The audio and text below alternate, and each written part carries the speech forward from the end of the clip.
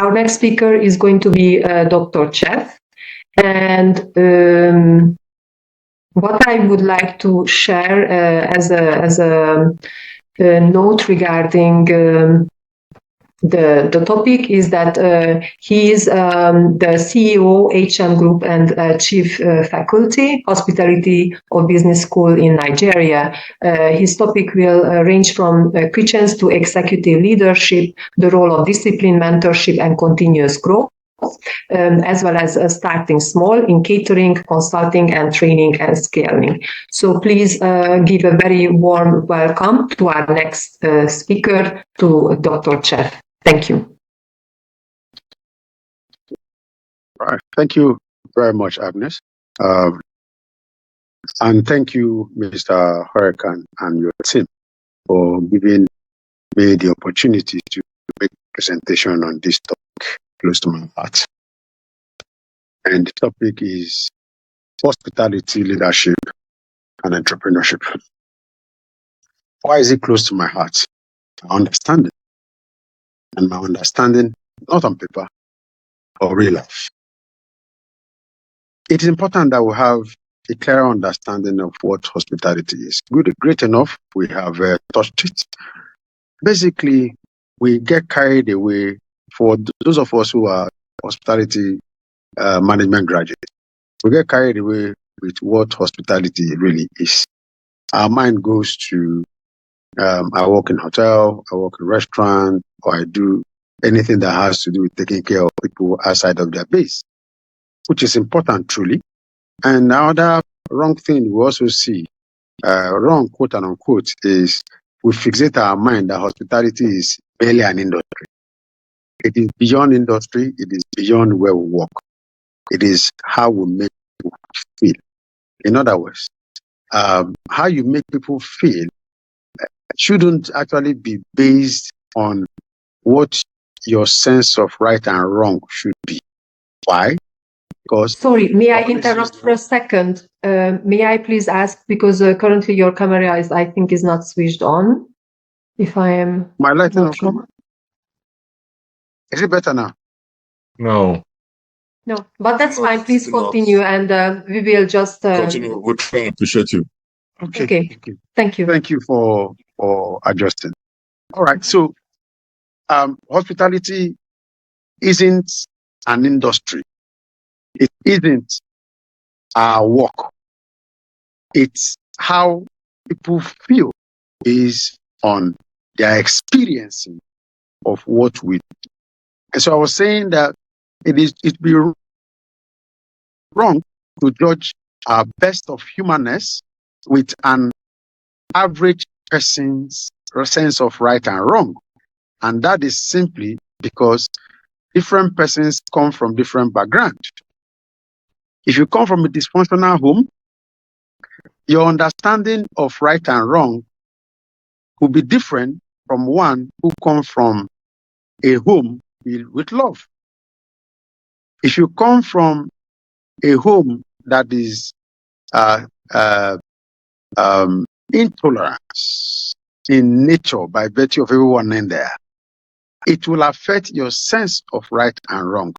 Therefore, hospitality, saying how you make people feel, shouldn't be what you just feel. It should be on the sense of best of humanness. And what is best of humanness? If you ask me, almost perfection. What's... Oh, there's a camera now. Okay. What? Because your camera needs to go off. Your microphone. Yes, thank you. What's the actual sense? You know, like they say, truth is not relative. Truth is absolute. So when you say best of humanness, what the best of humanness really means, that is what hospitality should be. So for instance, I am a raw talker. I say it the way it is without giving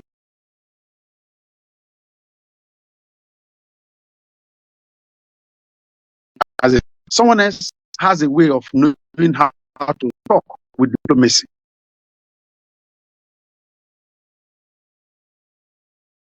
Both of them their sense of what is best of humanness is relative. Therefore, for you to say you deliver in hospitality, it has to be based on the definite statement or definite understanding of what best of humanness is. And then the other word in that topic given to me is leadership. Leadership is not getting people to do things because of threats or because of what they will lose if they don't do it. Leadership is getting people to do things without realizing that is a chore. You move them and getting people to do things without wading the authority. The manager has spoken. The CEO has spoken. No. And I always say that I look out for leaders in the lowest header of team members. People who are able to move their colleagues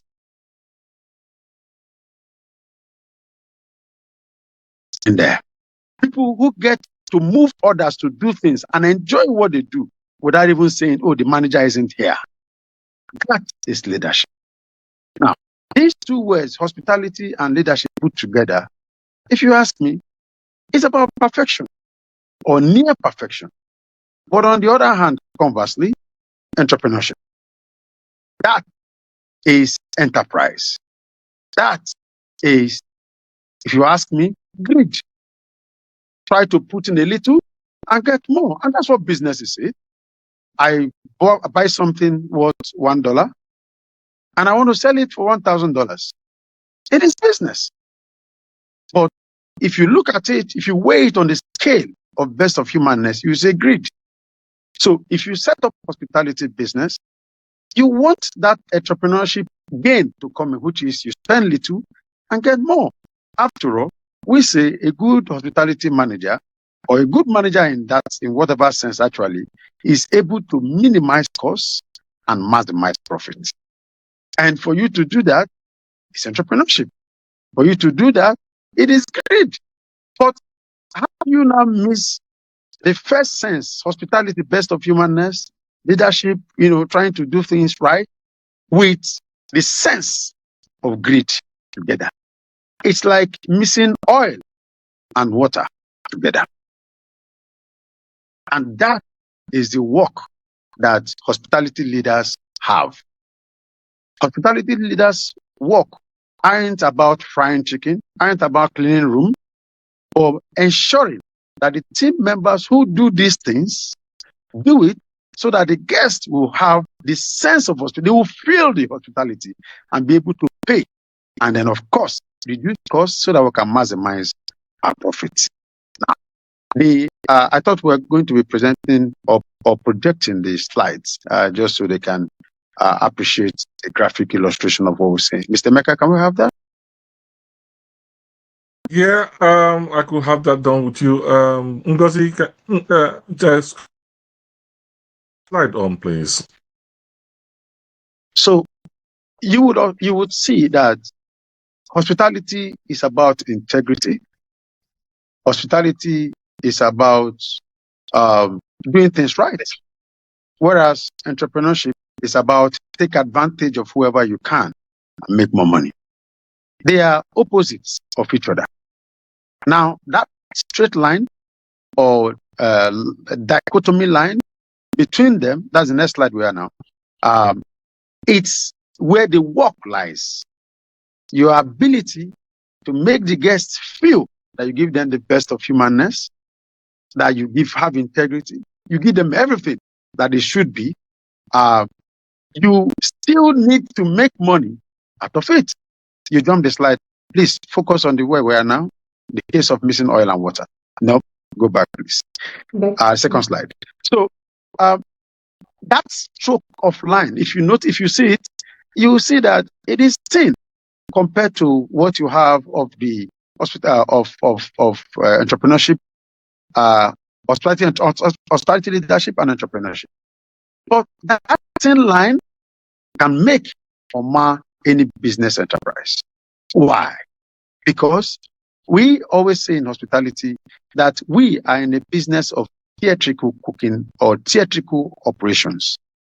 where you watch us do what we do, and you get the value of what we do, and you'll be able to either buy in or disagree, or still get the thing but feel dissatisfied of what we give. That is what we get when we get to theater. You're watching the actors demonstrate on the stage. He's giving all the works of practice done over the years. But in the process, there could be error. And that error could be all that the spectators will hinge on. But in other industries, oil and gas, insurance, banking and finance, engineering, tech, they finish their job. And all we see is the finished work. For instance, iPhone 16. All you just enjoy is, oh, I have my phone, it's very nice. I can do all the things I do. And even when you want to upgrade or update, have an update, all you do is just to click and the system have been done. But in hospitality, it is the human to human interaction. You're watching me, you're seeing. It's not just what I do now or how I do what I do. And that can trip you off on tirade and you become dissatisfied. So hospitality is a very sensitive job, but it has been done over the years. We can only get it better. Shall I go to the next slide? Yes. For us to do, next slide now, for us to be able to do it well, there are certain things that must be done. The case of iceberg. The part of the iceberg underwater is far, far larger than what you see above the waters. Above the waters is the executive. Oh, that is the manager. Oh, that is the supervisor. Oh, that is the CEO. As they say, you're very much interested in my glory, or you don't know my story. So the glory is a little iceberg above the water, very nice to see. But the vast majority of it beneath the water, many are not interested in passing through it. Interestingly, that is what holds the ones above the water. I always love using this analogy that we should learn from the creation of God. The trees, even the crops, the farm produce we have, when they are planted, they don't first take their roots upwards. Take their branches out. They first grow downward. The roots go down before we start getting the one at the top. Why? Because there will be storm, there will be breeze, there will be other weather elements that can want to wither it. What can sustain that crop or that plant is how far the root has gone underground. Therefore, it is nice to admire to become an executive, or we should be very much interested in doing the prerequisites. And the prerequisite number one is clarity. As mentioned when I was during the fire chat earlier, it is easy to actually say, oh, I have a clarity. But the reality is that as people, as humans, as we grow, our perception of life improves. And sometimes it is simply moving or traveling from one location to the other. Our world view, opens up and we see things and we're like, oh, wow, I actually have this and I know how to do this better. It changes. And that's why he said traveling is part of education. You see things and you get to appreciate what you have within your backyard. Now, since that is the reality of life, some persons might not have their clarity at the point another person does. And in my language, it is said that the time you go to farm is your own morning. Different persons have different time they go to farm. But at the time you go to farm, please try and get your clarity. What sort of clarity are we talking about here? Vast majority, if not everyone, in that hall right now, do not have an understanding of what exactly or the industry they would like to focus when they are done, or the subsector of the industry they like to focus when they are done. I love, as I mentioned earlier, attending events like this. Within this month alone, I have like 4, and just next month I'll be in Ghana on similar thing.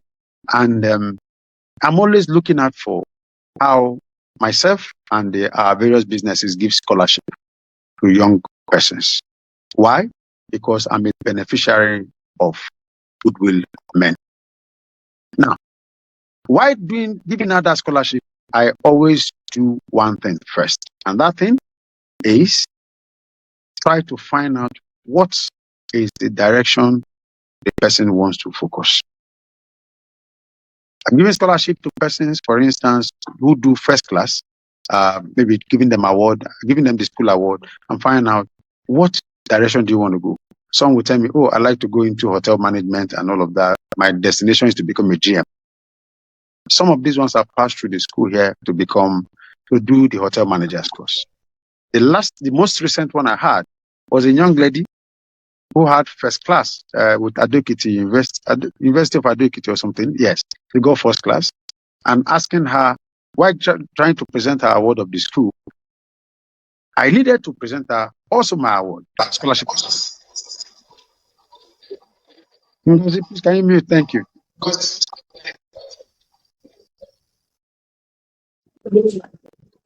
Can you mute, please? Okay, thank you. So, in giving her my award, can you help us mute? Thank you. So, in giving her the award, I insisted, what direction do you want to go? And guess what? She said she's interested in aviation. We don't run aviation school, but we still paid 100% for her to go to aviation school, owned by one of my friends. And happy to inform you, just last week, she has resumed, sent me picture while she was doing the air host testing. Now, what am I saying? Value is value if each recipient sees it as value. Don't take ring or gold ring and put on the nose of a pig. The value wouldn't be explained in any way.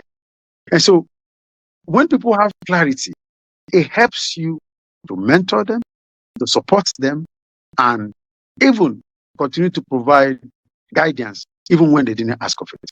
So it would be nice that all of you in the hall there keep asking yourself, what do I enjoy doing? When you are on holiday, when you are on break or strike, please identify such offices. Don't go there and ask for paid internship.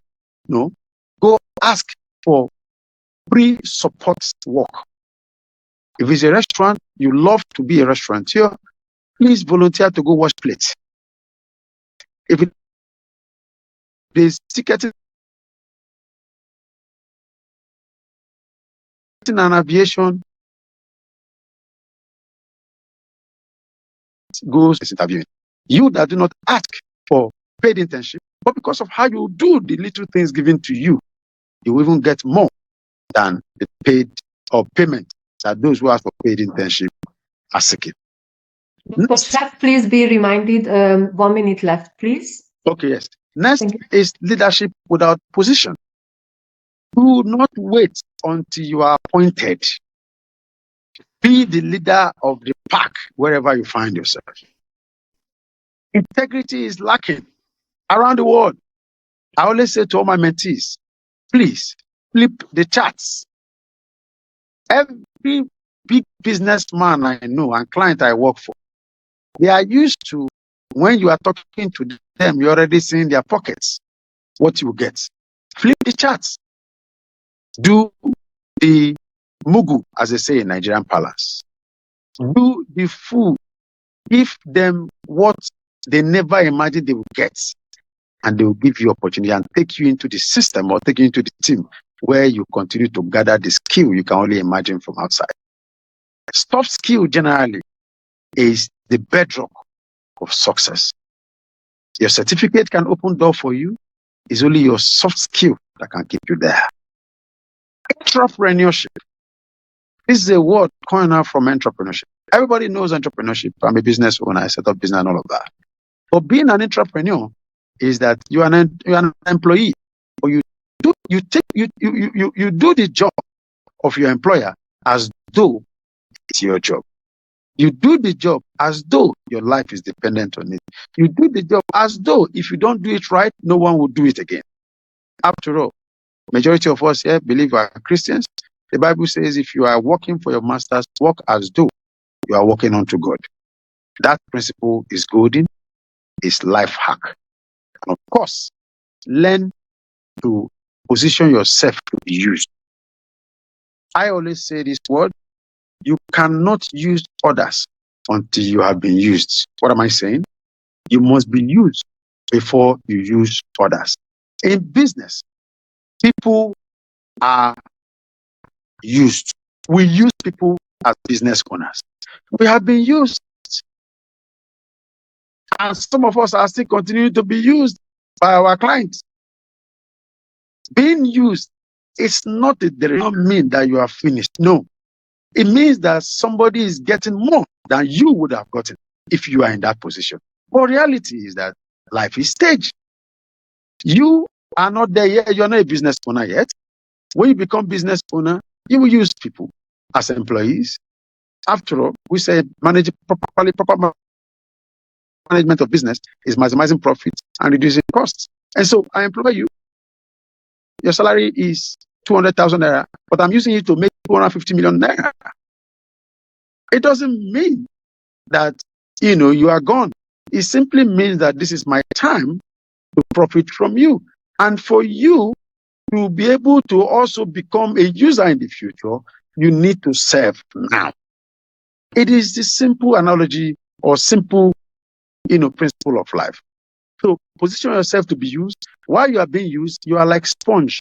You are absorbing. You're learning qualities only that you could have imagined. But now you are in the midst of it. You pick my bag for a management meeting, and right there you are hearing things ordinarily you wouldn't hear. You're learning. You've seen how I do things. Ordinarily you shouldn't know that. You're learning. Now when you're running your business, you are using that. Someone else is going to be used. Why you work for, next slide now, why you work for people, you will grow into entrepreneurship. Grow into executive level. We're on which way now? Which way, actually? The previous slide, please.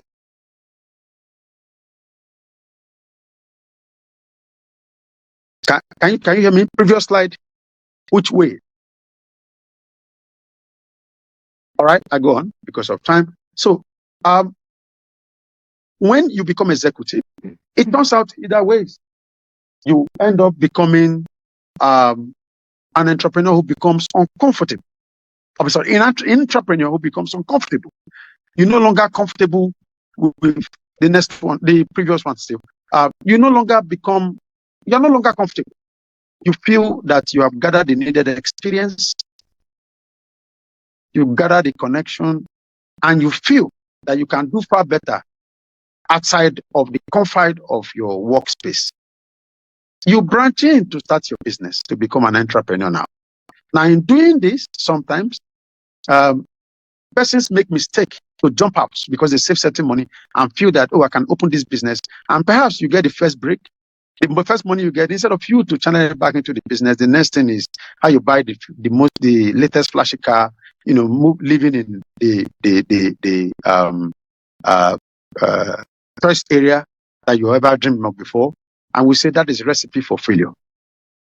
Instead, in the first place, if it is possible that you're comfortable partnership while you are in that executive position and you now find a business you want to do, please go into partnership. Have someone to hold forth for you to enable the business to grow. I always use Facebook as an example. Facebook started 2004. They did not start making money until 2009. That was a period of building. You might not have the luxury of having somebody who supports you financially. So learn from that principle and adapt it to your situation by having a partner. It could be your wife to hold forth for you, running that business, to enable that business to have its footing. So when you resign and join the business, it is no longer new. For some persons, it is not to go into entrepreneurship. They will remain entrepreneurs. They will remain employees. Why? There have been persons who go into entrepreneurship to start their own business and they are miserable. Why? Entrepreneurship is not for everyone. And you can still be an employee, an entrepreneur, and live the best life that some employers or entrepreneurs can only imagine. So whichever works for you. People have that misconception that if I've worked for some years, by now I should go into my business. It is not compulsory. You can be an employee. Thank you so much for this wonderful presentation. We also have some more further speakers left, but I would like to encourage all the participants or the students to reach out to our wonderful speakers and to be able to deep dive into more topics as well. So thank you so much again. Really appreciate it. Welcome. Thank you. So I would like to go on to our next speaker.